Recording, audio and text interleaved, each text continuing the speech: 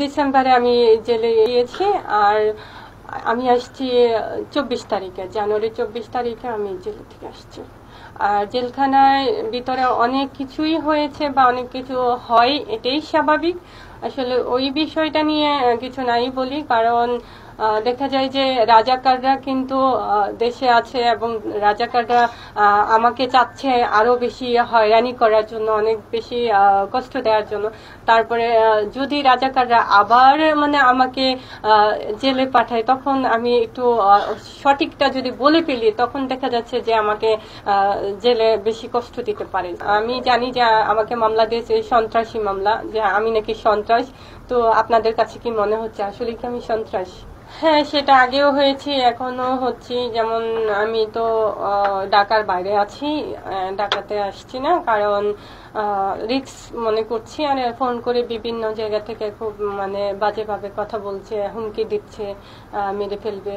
তো এই কারণে আমি একটু রিস্ক মনে করছি। আমার সাথে কেউ যোগাযোগ করেছে বা করেনি সেই ব্যাপার নিয়ে কথা বলতে চাই না। আমি সাধারণ মানুষের মতো, আমি যদিও একজন মডেল, আমি মিডিয়াতে কাজ করি, তবে আমি আমার বঙ্গবন্ধুর কথা বলেছি, আমি আমার জননেত্রী শেখ হাসিনাকে নিয়ে কথা বলেছি।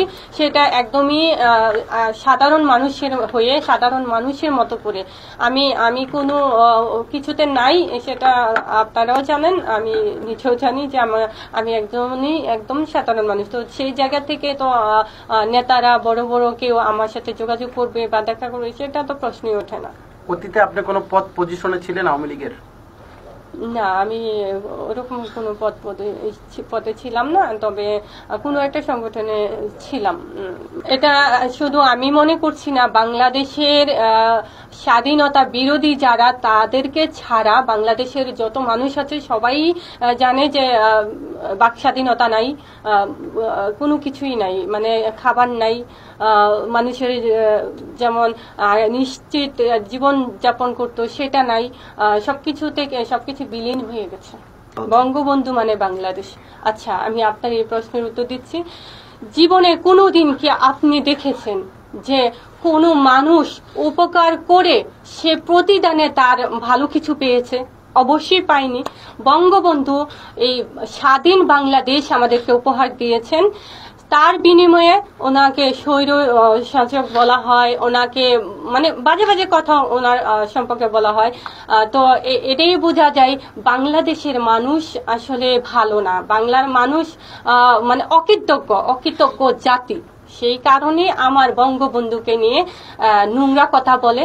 আর নোংরা মানুষরা না আসলে নোংরা কথাই বলবে, কারণ ওদের জন্মটাই তো বাজে পাবে। আমি এভাবে চিন্তা করি। আমি ভিডিওটা দেখেছি, ভিডিওটা দেখে এটাই মনে হয়েছে একটা পাগল লোক পাগলের পাগলামি করেছে। আর এই পাগল লোকটাকে এতদিন এত মানুষ জানতো, তাকে নিয়ে অনেক গল্প, তাকে নিয়ে অনেক আলোচনা সমালোচনা ছিল। এই মানুষটা দেখতে না যেন কেমন, এই মানুষটা বঙ্গবন্ধুকে খুন করেছে। বঙ্গবন্ধু যিনি আমার বাংলাদেশ তৈরি করে দিয়েছেন, বাংলাদেশকে আমাদেরকে উপহার দিয়েছেন, সে বাংলাদেশকে উপহার দেওয়া মানুষটিকে খুন করেছে। কেমন খুনি, তার চেহারাটা কেমন, তার চাহনিটা কেমন, সে দেখতে কেমন, মানুষের না এটা ছিল কৌতূহল। ওই জায়গা থেকে 8 লাখ মানুষ দেখছে, কিন্তু ভালো জায়গা থেকে দেখেনি, মানুষ ভালো চিন্তা করে তাকে দেখে নাই। আর এই লোকটা এমন কথা বলছে যে 2 জন মানুষকে নাকি, 2 জন নারীকে নির্যাতন করছে, আর কি 2 লক্ষ নাকি 2 মানুষ, এরকম কথা বলেছে। তো এটা হচ্ছে পুরাই পাগলের পোলাপ মনে হচ্ছে, এটা পুরাই পাগলামি কথা। আর ওনাকে দেখে সুস্থ মনে হয়নি, উনি একজন মানসিক রোগী, এটা আমি বলতে চাচ্ছি। আর এটা সারা বাংলাদেশের মানুষই বলছে।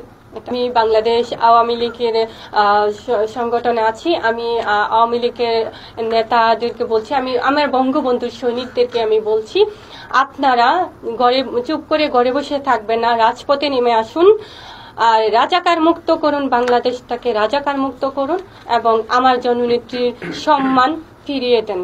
তাই রাজপথে নেমে আসেন, চুপ করে ঘরে বসে থাকবেন না, এটাই তাদের কাছে আমার চাওয়া।